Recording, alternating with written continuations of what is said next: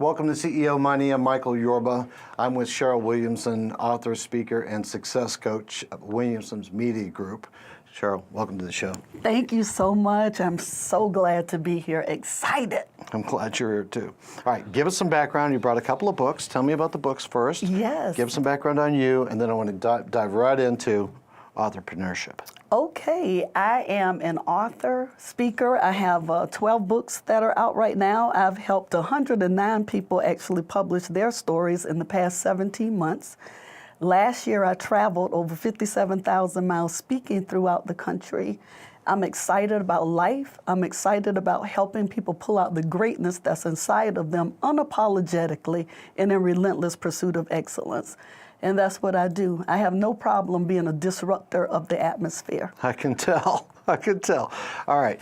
How do you do that? Let's talk about AuthorPreneurship and what you do with people, how you bring that out in them and change their lives for the better. It is absolutely amazing. I started becoming an authorpreneur based on one story, my own, and I realized that I could take that one story and turn it into a play, into a movie, into other books, and that's what I've done.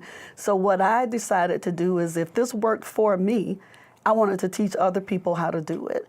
So what I did is I started an anthology. And for people who don't know what an anthology is, that's when you get a group of people together with a common goal in mind for a story. And the like-minded stories come together to produce a book. So what I did is I started seeking other people who had interest in either business, for example, the success factor. I had many people coming to me saying, how did you become successful? What did you do? And it overwhelmed my inbox. So one day I decided, I said, well, if I get this many messages in my inbox, let me reach out to some other people and see if they would be interested in coming together to form a book to help other people. So that's how the success factor came to be. So in that book, I have a jewelry designer, I have a filmmaker, a magazine owner, people from all different walks of life who've been successful. But the beautiful thing about the success factor is we talk about our failures and our successes, because see, people get the highlights on social media. They don't see what you go through behind closed doors, but with the success factor, that's what we talk about.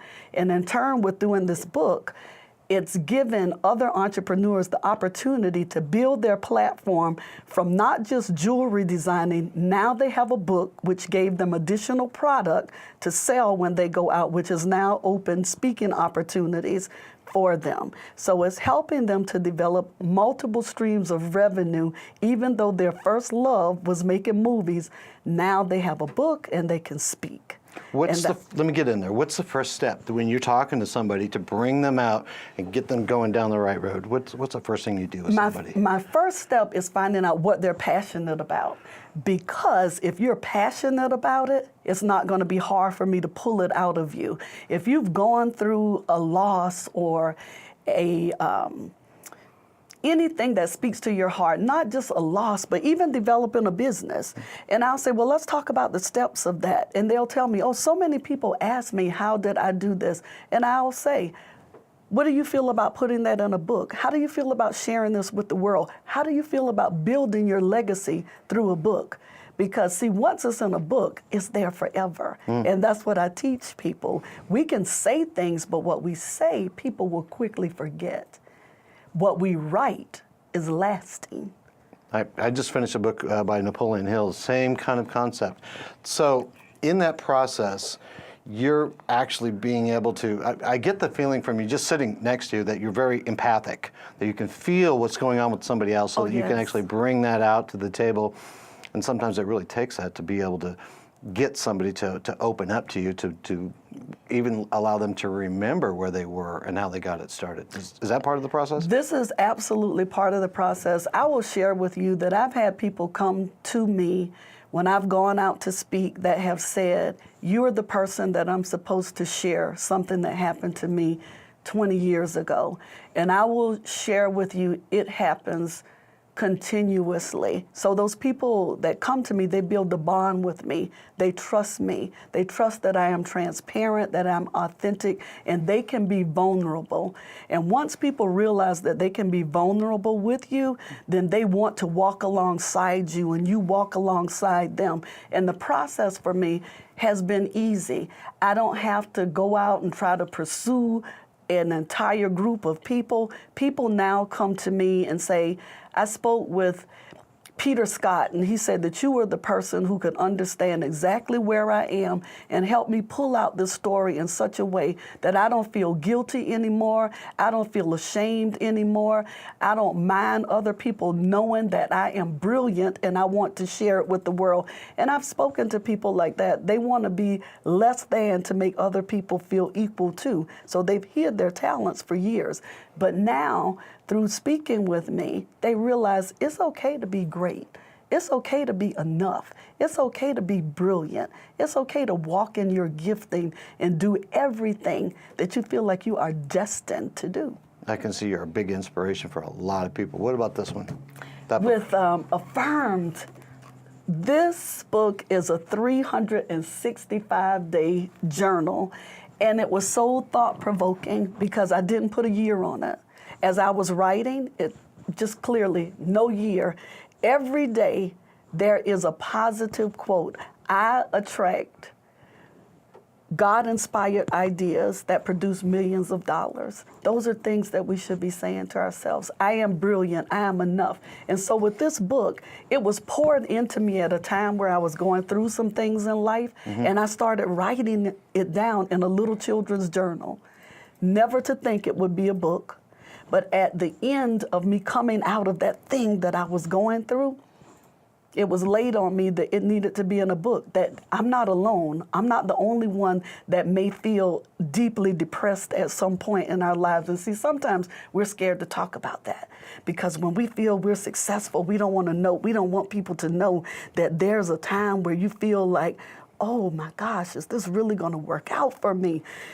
That you fall into a deep depression. And we see this happen all the time. We've seen it play out on TV just recently with celebrities, and people think it's all about the money. It's not about the money, it's about a mindset. It's about something that has deeply troubled you to a place that money can't buy you out of, friends can't buy you out of. It's something you have to personally work on yourself and make a decision that I'm not gonna stay in this place. So for me, that's what this book was. It's daily affirmations. And those are affirmations that I poured out on social media. And people started contacting me saying, I needed this. You don't know, today was the day I decided to take my life. But because I realized that somebody cared for me enough to post an affirmation to let me know that I am better, I am stronger, that my seed matters in this earth, it changed people's lives. So I had to put it in a book. And that book has been featured at so many different conferences. And I realized I have a gift. I truly have a gift. I don't run from it. I fully embrace it and I share it with everybody. And that's how that affirmations book came about. 365 positive thoughts and actions to start your day. And people start their day with that book. They posted on social media, oh, this helped me today. You don't know I was going to shut my business down today, but because I read your affirmation, I realized I could do it. I could stay in business one more day. And that would be the day that turned the page for him. I got it. Absolutely. What about business mantras? My business mantra is, if you can believe it, you can achieve it. And I live that out every day, unapologetically. I don't apologize for it. I believe that whatever we say we can have it. If you say that you want to be debt-free, you can be debt-free. If you say that you want to be a billionaire, you can be a billionaire. If you say that you want to be on OWN or have your own TV show or private jet or whatever that is my mantra. Whatever I set my mind to, I will achieve it. There is no doubt. There's nobody that can stop me. There's nobody that can block me. And that's what I teach other people to do, to walk around with that kind of belief, knowing that you can do it. And I tell my kids the same thing. So it's not just adults. I tell my children when they are having tests, write an A on your paper as soon as you sit down. Be in great expectation of the A. Why study all night long and walk in saying, oh, I'm going to fail? Why do we do this? Why do we walk up to an acceptance speech and the first thing out of our mouth is what? Oh my gosh, I didn't have anything prepared. I didn't expect to win. Not me. I'll go into the room expecting to win. I have my speech ready. And if I don't win, I say my speech anyway to myself because I know I'm a winner.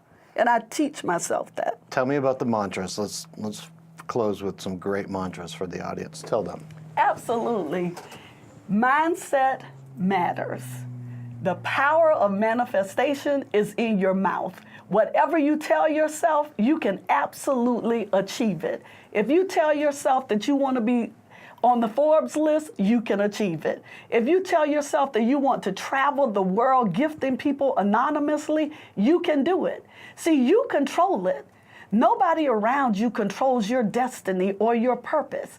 You control what happens and what you bring into your life. So why not bring something positive in? Why not tell yourself that you are brilliant, that you are enough, that you are the #1 business person in the world, that you are debt-free, that you are achieving everything that you have set out to do?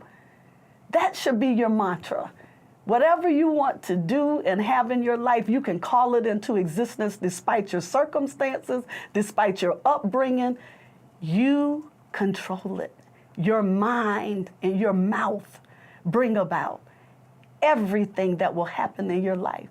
So speak good things and plant good seeds and watch them grow. Cheryl, thanks for being here. Thank you. All right, you've been watching CEO Money with Michael Yorba. Like us on Facebook, follow us on Twitter, and subscribe to our YouTube channel.